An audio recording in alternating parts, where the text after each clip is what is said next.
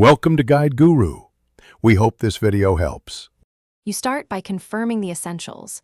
Make sure your PC runs Windows 10 or 11 and that you have an administrator account.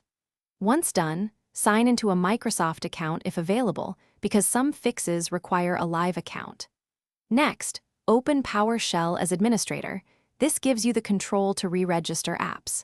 You'll execute a re-registration command and then verify package health. These initial steps prepare the system, so the deeper repairs will actually apply and persist.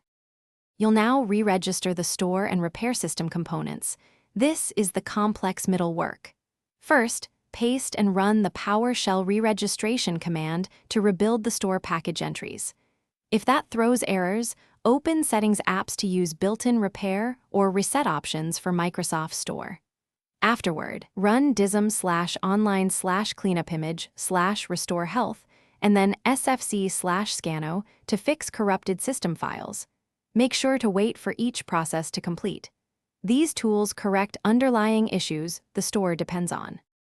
You finish by rebooting the PC twice and signing back into your Microsoft account, then open the store to confirm it's restored. If it's still missing, create a new local user and check the store there. This isolates profile corruption. Also run the Windows Store app's troubleshooter from settings. It automates common fixes.